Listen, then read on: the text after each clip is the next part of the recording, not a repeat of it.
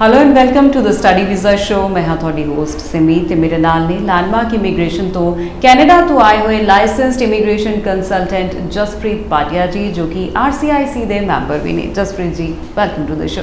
Thank you so much.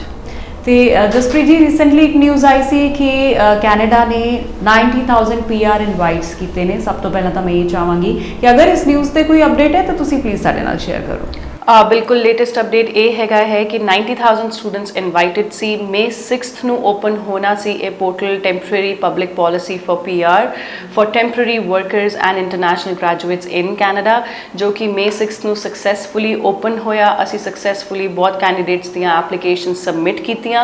ਜਿਵੇਂ ਕਿ ਮੈਂ ਆਪਣੇ ਲਾਸਟ ਵੀਡੀਓ 'ਚ ਕਿਹਾ ਸੀ ਕਿ 40,000 students were supposed to be invited for international graduate stream।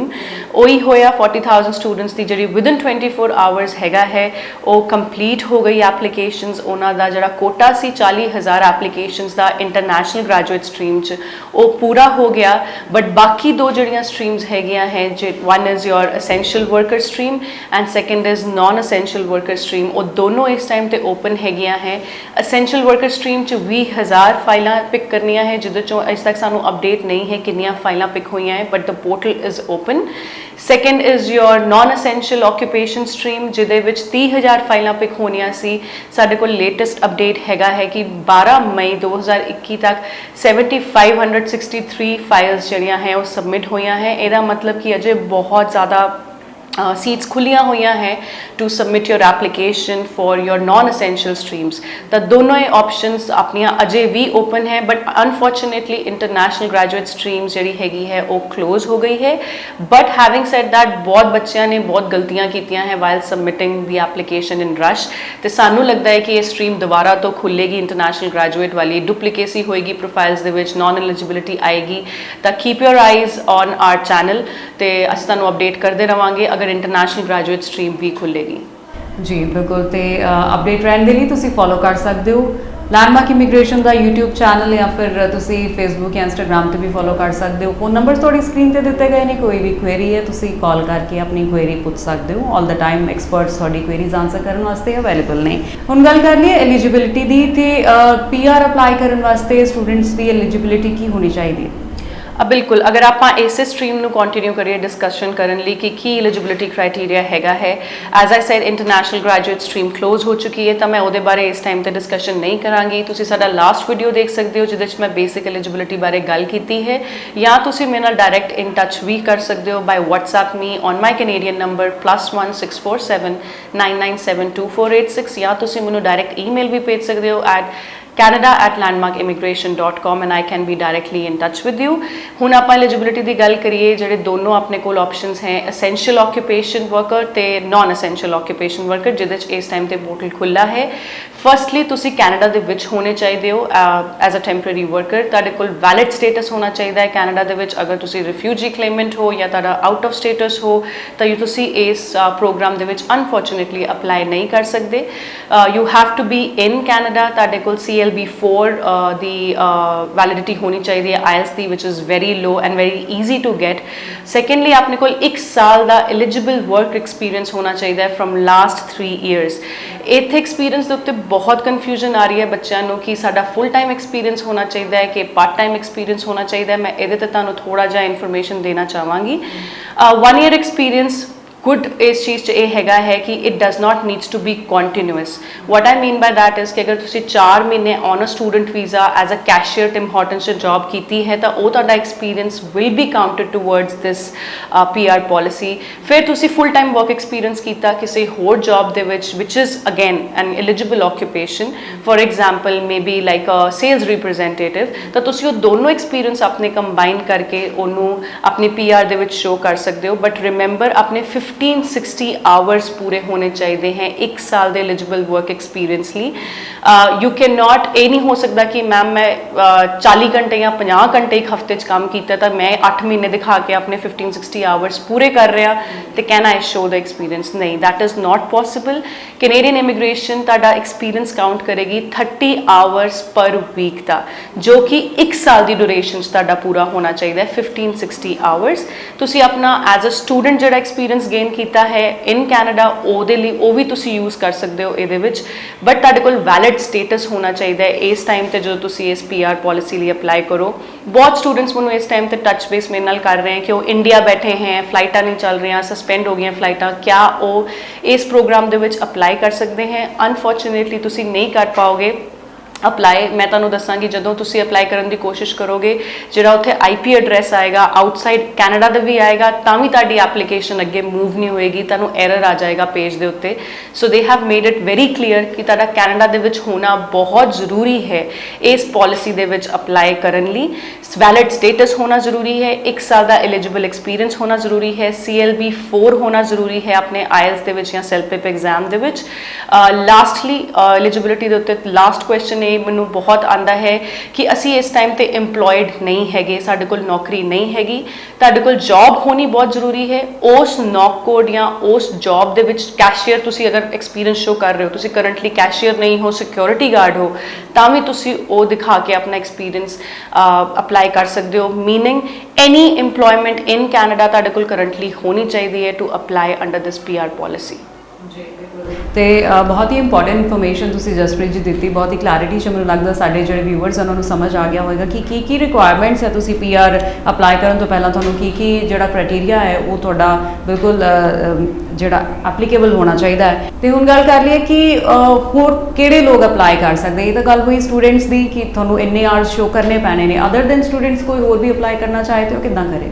ਬਿਲਕੁਲ ਅਪਲਾਈ ਕਰ ਸਕਦੇ ਹੋ। ਅਗਰ ਤੁਸੀਂ ਟੈਂਪਰੇਰੀ ਵਰਕਰ ਕੈਨੇਡਾ ਦੇ ਵਿੱਚ ਹੈਗੇ ਹੋ, ਫॉर एग्जांपल ਬਹੁਤ ਕਲਾਇੰਟਸ ਜਾਂਦੇ ਹੈ ਡਿਫਰੈਂਟ ਕੰਟਰੀਜ਼ ਤੋਂ। ਮੇਰੇ ਕੋਲ ਬਹੁਤ ਕੰਟਰੀਜ਼ ਦੇ ਵੀ, for example I have a client from Nepal ਜਿਹੜੇ ਕਿ as a temporary worker Canada ਦੇ ਵਿੱਚ ਆਏ ਸੀ। ਉਹਨਾਂ ਦੀ ਜਿਹੜੀ ਵਾਈਫ ਹੈ ਉਹ ਇਸ ਟਾਈਮ ਤੇ ਵਰਕ ਕਰ ਰਹੀ ਹੈ ਐਜ਼ ਅ ਨਰਸ ਜਾਂ as a home support worker. ਤਾਂ ਤੁਸੀਂ ਆਪਣਾ ਇਸ PR ਪਾਲਿਸੀ ਦੇ ਅੰਡਰ ਅਪਲਾਈ ਕਰ ਸਕਦੇ ਹੋ। ਬਟ ਅਗਰ ਆਪਾਂ ਇਸ PR ਪਾਲਿਸੀ ਤੋਂ ਬਿਯੋਂਡ ਜਾਈਏ ਕਿ ਹੋਰ ਆਪਣੇ ਕੋਲ ਕੀ ਆਪਸ਼ਨਸ ਹੈਗੇ ਨੇ, ਆਪਣੇ ਕੋਲ RNIP ਦਾ ਆਪਸ਼ਨ ਓਪਨ ਹੋ ਜਾਂਦਾ ਹੈ ਅਗਰ ਤੁਸੀਂ ਇੰਟਰਨੈਸ਼ਨਲ ਗ੍ਰੈਜੂਏਟ ਕੈਨੇਡਾ ਦੇ ਵਿੱਚ ਹੈਗੇ ਹੋ।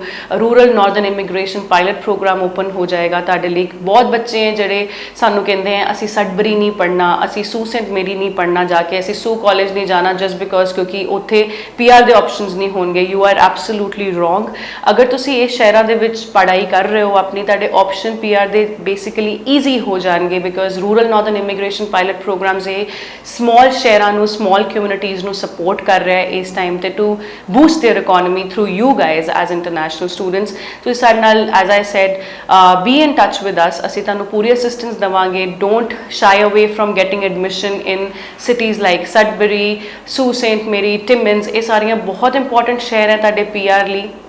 ਅਗਰ ਇਹਨਾਂ ਦੀ ਐਲੀਜੀਬਿਲਿਟੀ ਦੇ ਉੱਤੇ ਥੋੜੀ ਜਿਹੀ ਮੈਂ ਲਾਈਟ ਪਾਵਾਂ, ਅਗਰ ਤੁਸੀਂ ਇਸ ਕਿਸੇ ਵੀ ਸ਼ਹਿਰ 'ਚ ਪੜ੍ਹਾਈ ਕਰਦੇ ਹੋ, ਜਿਹੜੇ ਮੈਂ ਹੁਣੇ ਤੁਹਾਨੂੰ ਨਾਮ ਦਿੱਤੇ 11 ਕਮਿਊਨਿਟੀਜ਼ ਹੈ, ਮੀਨਿੰਗ 11 ਸ਼ਹਿਰ ਹੈ ਜਿਹੜੇ ਇਹਦੇ ਅੰਦਰ ਫਾਲ ਕਰਦੇ ਹੈ। ਤੇ ਅਗਰ ਤੁਸੀਂ ਇਹਨਾਂ ਕਿਸੇ ਵੀ 11 ਸਿਟੀਜ਼ ਦੇ ਕਾਲਜ ਦੇ ਵਿੱਚ ਪੜ੍ਹਾਈ ਕੀਤੀ ਹੈ, ਤੁਹਾਨੂੰ ਪ੍ਰੀਵੀਅਸ ਕੋਈ ਐਕਸਪੀਰੀਅੰਸ ਨਹੀਂ ਚਾਹੀਦਾ, ਤੁਹਾਡੇ ਕੋਲ ਐਲੀਜੀਬਲ ਇੱਕ ਆਪਣੀ ਪੜ੍ਹਾਈ ਹੋਣੀ ਚਾਹੀਦੀ ਹੈ 2 ਸਾਲ ਦੀ। You don't need any work experience from the past.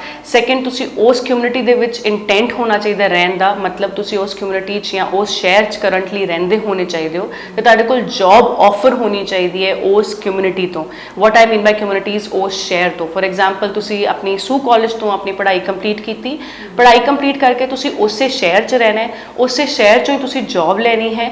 ਫਿਰ ਉਸ ਤੋਂ ਬਾਅਦ ਜਦੋਂ ਤੁਹਾਡੇ ਕੋਲ ਜੌਬ ਹੋਏਗੀ, ਤੁਸੀਂ ਰეკਮੈਂਡੇਸ਼ਨ ਲੈਟਰ ਮੰਗੋਗੇ ਕਮਿਊਨਿਟੀ ਤੋਂ, ਆਪਣੀ ਸਿਟੀ ਤੋਂ ਕਿ ਤੁਸੀਂ ਇੱਥੇ ਰਹਿਣਾ ਚਾਹੁੰਦੇ ਹੋ। ਜਦੋਂ ਤੁਹਾਡੇ ਕੋਲ ਰეკਮੈਂਡੇਸ਼ਨ ਲੈਟਰ ਆਏਗੀ, ਯੂ ਕੈਨ ਅਪਲਾਈ ਸਿੱਧਾ ਆਪਣੀ PR ਲਈ। So it's a very easy PR option. No fight of creating express entry profiles, CRS score, ਕੀ ਚੱਲ ਰਿਹਾ ਕੀ ਨਹੀਂ ਚੱਲ ਰਿਹਾ।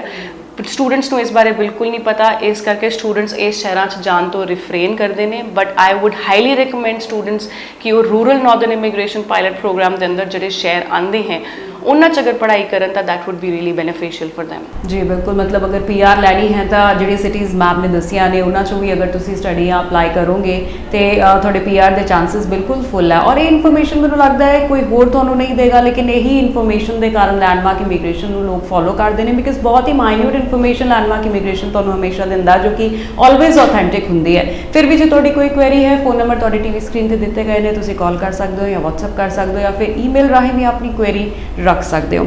ਹੁਣ ਗੱਲ ਕਰ ਲਈਏ ਡਾਕੂਮੈਂਟੇਸ਼ਨ ਦੀ ਤੇ ਕਿਹੜੇ-ਕਿਹੜੇ ਡਾਕੂਮੈਂਟਸ ਚਾਹੀਦੇ ਹੁੰਦੇ ਨੇ PR ਅਪਲਾਈ ਕਰਨ ਵਾਸਤੇ। बिल्कुल, it's a very vast thing to discuss about documents of all the PR programs, क्योंकि ਆਪਾਂ ਸ਼ੁਰੂਆਤ ਕੀਤੀ ਸੀ ਆਪਣੇ ਟੈਂਪਰੇਰੀ ਪਬਲਿਕ ਪੋਲਿਸੀ ਪੀਆਰ ਦੇ ਰਿਗਾਰਡਿੰਗ। ਮੈਂ ਉਹਦੇ 'ਚ ਤੁਹਾਨੂੰ ਡੈਫੀਨੇਟਲੀ ਦੱਸਾਂਗੀ ਕਿ ਕੀ ਆਪਾਂ ਡਾਕੂਮੈਂਟੇਸ਼ਨ ਚਾਹੀਦੀ ਹੁੰਦੀ ਹੈ। ਡਾਕੂਮੈਂਟੇਸ਼ਨ ਦੀ ਲਿਸਟ ਇਸ ਟਾਈਮ ਤੇ ਪੋਰਟਲ ਦੇ ਉੱਤੇ ਵਿਜ਼ੀਬਲ ਹੈਗੀ ਹੈ, you can go and check it out, but ਮੈਂ ਤੁਹਾਨੂੰ ਡੈਫੀਨੇਟਲੀ ਥੋੜਾ ਜਿਹਾ ਇਹਦੇ ਉੱਤੇ ਡਿਟੇਲ ਦੱਸਾਂਗੀ ਕਿ ਆਪਾਂ ਨੂੰ ਅਗਰ ਆਪਾਂ ਐਲੀਜੀਬਲ ਵਰਕ ਐਕਸਪੀਰੀਅੰਸ ਆਪਣਾ ਸ਼ੋ ਕਰ ਰਹੇ ਹਾਂ, ਆਪਾਂ ਨੂੰ ਪੇ ਸਟਬਸ ਹੋਣੇ ਰੀਸੈਂਟ ਬਹੁਤ ਜ਼ਰੂਰੀ ਹੈ। ਬੱਚੇ ਇਸ ਟਾइम ਤੇ एम्प्लॉयमेंट ਲੈਟਰ ਤਾਂ ਲੈ ਪਾ ਰਹੇ हैं बट ਉਹਨਾਂ ਕੋਲ ਪੇ ਸਟਬਸ ਨਹੀਂ ਹੈਗੇ ਆਪਣੀ ਜੌਬ ਪ੍ਰੂਫ, ਆਪਣੀ ਜੌਬ ਦੀ ਰਿਕੁਆਇਰਮੈਂਟਸ ਮੀਟ ਕਰਨ ਲਈ। ਵੈਰੀ ਇੰਪੋਰਟੈਂਟ ਡਾਕੂਮੈਂਟਸ ਆਰ ਯੋਰ EMPLOYMENT ਲੈਟਰ। EMPLOYMENT ਲੈਟਰ ਤੋਂ ਮੇਰਾ ਮਤਲਬ ਹੈਗਾ ਹੈ ਕਿ ਤੁਹਾਡਾ EMPLOYER ਤੁਹਾਡੀਆਂ ਜੌਬਸ ਐਂਡ ਡਿਊਟੀਜ਼ ਮੈਂਸ਼ਨ ਕਰੇਗਾ ਤੁਹਾਡੀ ਆਫਰ ਲੈਟਰ ਦੇ ਉੱਤੇ, ਅਲੋਂਗ ਵਿਦ ਤੁਸੀਂ ਕਦੋਂ ਤੋਂ ਜੌਬ ਜੁਆਇਨ ਕੀਤੀ ਹੈ, ਤੁਸੀਂ ਕਰੰਟਲੀ ਉੱਥੇ ਕਦੋਂ ਤੱਕ ਕੰਮ ਕੀਤਾ ਹੈ, ਜਾਂ ਜੋ ਤੁਹਾਡਾ ਪਾਸਟ ਐਕਸਪੀਰੀਅੰਸ ਹੈ, ਤੁਹਾਡੀ ਫਰੋਮ ਡੇਟ ਟਿਲ ਡੇਟ ਜ਼ਰੂਰ ਮੈਂਸ਼ਨ ਹੋਣੀ ਚਾਹੀਦੀ ਹੈ, ਜਿੰਨਾ ਟਾਈਮ ਤੁਸੀਂ ਉੱਥੇ ਨੌਕਰੀ ਕੀਤੀ ਹੈ। ਤੁਹਾਡੀ ਪੋਜੀਸ਼ਨ ਮੈਂਸ਼ਨ ਹੋਣੀ ਚਾਹੀਦੀ ਹੈ, ਤੁਸੀਂ ਕਿਸ ਪੋਜੀਸ਼ਨ ਤੇ ਕੰਮ ਕੀਤਾ ਹੈ, ਤੁਸੀਂ ਫੁੱਲ ਟਾਈਮ ਕੰਮ ਕੀਤਾ ਹੈ, ਤੁਸੀਂ ਕਿੰਨੇ ਘੰਟੇ ਪਰ ਵੀਕ ਕੰਮ ਕਰ ਰਹੇ ਹੋ ਤੇ ਕਿੰਨੀ ਸੈਲਰੀ ਦੇ ਉੱਤੇ ਕੰਮ ਕਰ ਰਹੇ ਹੋ, ਇਹ ਮੈਂਸ਼ਨ ਹੋਣਾ ਬਹੁਤ ਜ਼ਰੂਰੀ ਹੈ। And your jobs and duties ਜਿਹੜੀਆਂ ਹੈਗੀਆਂ ਹੈ ਉਹ ਬਹੁਤ ਇੰਪੋਰਟੈਂਟ ਹੈ ਉਸ ਲੈਟਰ ਦੇ ਵਿੱਚ ਲਿਖੀਆਂ ਹੋਈਆਂ। ਅਗਰ ਇਹ ਚੀਜ਼ਾਂ ਇਹਦੇ 'ਚੋਂ ਕੁਝ ਵੀ ਮਿਸਿੰਗ ਹੋਏਗਾ ਤੁਹਾਡੀ EMPLOYMENT ਲੈਟਰ ਦੇ ਵਿੱਚ, you can face a refusal on your application.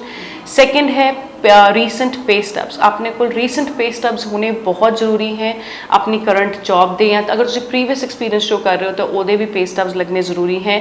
Immigration 'ਚ ਆਪਾਂ ਕਹਿੰਦੇ ਹਾਂ ਮੋਰ ਇਜ਼ ਲੈਸ, ਮਤਲਬ ਜਿੰਨੇ ਡਾਕੂਮੈਂਟਸ ਦੋਗੇ ਓਨਾ ਹੀ ਕੱਟ ਹੈ। ਇਹਦਾ ਮਤਲਬ ਕਿ ਜਿੰਨੇ ਪ੍ਰੂਫ ਸਬਮਿਟ ਕਰੋਗੇ ਵੀਜ਼ਾ ਆਫਿਸਰ ਓਨਾ ਤੁਹਾਡੀ ਫਾਈਲ ਦੇਖ ਕੇ ਕੌਨਫੀਡੈਂਸ ਆਏਗਾ ਉਹਨੂੰ ਕਿ your experience is ਟਰੂਥਫੁਲੀ mentioned in the application.